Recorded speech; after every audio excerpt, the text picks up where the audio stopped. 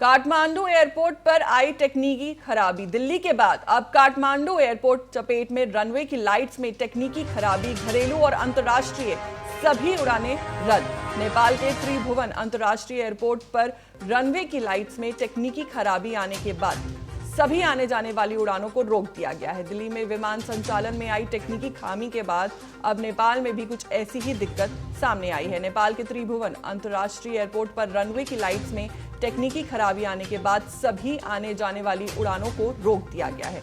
Airport अधिकारियों ने बताया कि समस्या दूर होने तक उड़ान संचालन बंद रहेगा। अधिकारियों के मुताबिक रनवे लाइट्स में तकनीकी समस्या के कारण नेपाल के त्रिभुवन अंतर्राष्ट्रीय हवाई अड्डे पर घरेलू और अंतर्राष्ट्रीय दोनों तरह की उड़ानें रोक दी गई हैं। सुरक्षा को ध्यान में रखते हुए सभी विमानों को ग्राउंड कर दिया गया है।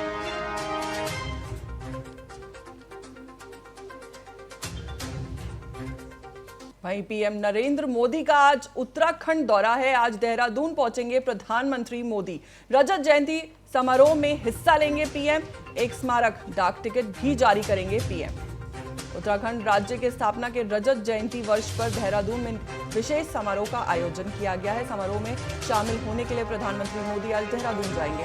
इस दौरान वो 8,260 करोड़ रुपए से ज्यादा की विभिन्न विकास परियोजनाओं का लोकार्पण और शिलान्यास करेंगे। ये सौगात न केवल स्थानीय लोगों के लिए बल्कि यहां आने वाले भक्तों के लिए भी होगी। उत्तराखंड में राज्य स्थापना दिवस के कार्यक्रम की रौनक प्रदेश भर में देखने के लिए मिल रही है। आज सबसे बड़ा कार्यक्रम राजधानी देहरादून के फॉरेस्ट रिसर्च सेंटर के मैदान में आयोजित होगा, जिसमें पीएम मोदी शिरकत करेंगे। फॉरेस्ट रिसर्च सेंटर के मैदान में आयोजित कार्यक्रम में प्रधानमंत्री नरेंद्र मोदी आज 11 बजे पहुंचेंगे।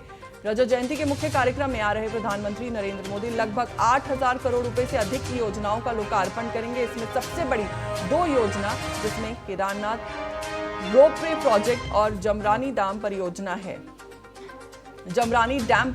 है। दोनों ही योजनाएं गढ़वाल और कुमाऊं की तस्वीर बदलकर रख देंगी। प्रधानमंत्री नरेंद्र मोदी ऊर्जा विभाग से संबंधित, पर्यटन विभाग और पीडब्ल्यूडी से संबंधित कई योजनाओं का भी लोकार्पण और शिलान्यास करेंगे।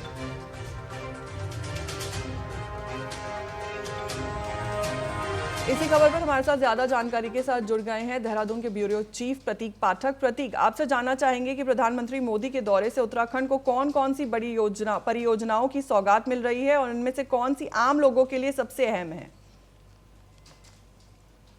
बताना चाहूंगा, उत्तराखंड राज्य आज स्थापना दिवस है और ऐसे स्थापना दिवस पर प्रधानमंत्री नरेंद्र मोदी का दौरा है। ऐसे में वो एफआरआई पहुंचेंगे। 11:30 बजे उनका एफआरआई में पहुंचने के साथ साथ 11:45 पर उत्तराखंड के विकास से जुड़ी विभिन्न योजनाओं का शिलान्यास वो करेंगे। साथ ही बता दें 12:05 पर विभिन्न हितधारकों से संवाद करेंगे। इसके बाद 12:30 बजे रजत जयंती के समारोह में शिरकत भी करेंगे। बता दें, साफ तौर पर देखा जा सकता है कि जिस तरीके से जो 8,260 करोड़ रुपए की योजना का जो सौगात मिली है, वो शायद किसी अन्य प्रधानमंत्री ने कभी किसी सरकार ने दिया, क्योंकि बड़ी सौगात है। खासतौर पर देखा जाए किसानों को लेकर, किसानों के हित को लेकर लगातार अपने मोदी बोलते आए हैं। ऐसे में 28,000 किसानों के खाते में फसल बीमा योजना की 62 करोड़ रुपए की रकम जो है वो सीधे तौर पर डाली जाएगी। साथ ही तमाम जो योजनाएं हैं उसपे काफी बड़ी योजनाएं हैं, जिसपे कि कहा जा सकता है कि पेयजल की योजना हो या फिर सिंचाई की योजना हो या तकनीकी शिक्षा योजना हो या फिर ऊर्जा और शहरी विकास और खेल और कौशल विकास की तमाम जो योजनाएं हैं उन पर अब मोहर लगती हुई दिखेगी। साथ ही बता दें कि जो महत्वपूर्ण योजनाएं हैं वो काफी महत्वपूर्ण है उत्तराखंड को लेकर, जिसमें जमरानी और बहुउद्देशीय परियोजना नैनीताल वाली जो योजना है वो काफी महत्वपूर्ण देखने को मिलेगी।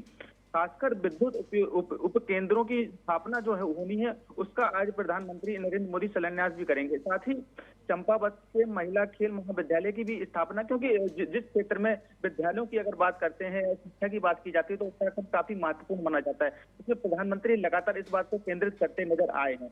सबसे महत्वपूर्ण इस वाली बात ये भी है कि 2014 से लेकर और अभी तक की अगर हम बात करें तो 20 दौरा अगर देखा जाए तो उत्तराखंड में प्रधानमंत्री का लग चुका है। ऐसे में एक जो कहा जा सकता है पिछले रिकॉर्डों को अगर उठाते हैं तो प्रधानमंत्री सबसे ज्यादा उत्तराखंड के दौरे पर रहे हैं। और धामी के अगर दायरे पे अगर बात की जाए, जब सीएम धामी मुख्यमंत्री बने हैं तो 16वीं बार प्रधानमंत्री इस बार उत्तराखंड आए हैं। तो इस तमाम सारी जो योजनाएं हैं उसका जो आज शिलान्यास करेंगे। और रजत जयंती जैसे 25 वर्ष आज उत्तराखंड में स्थापना दिवस को हो गए हैं। ऐसे में एक बहुत महत्वपूर्ण योजनाएं जो अगर लागू होती हैं तो कहीं ना कहीं उत्तराखंड पहले पायदान पर देखते नजर आएगा।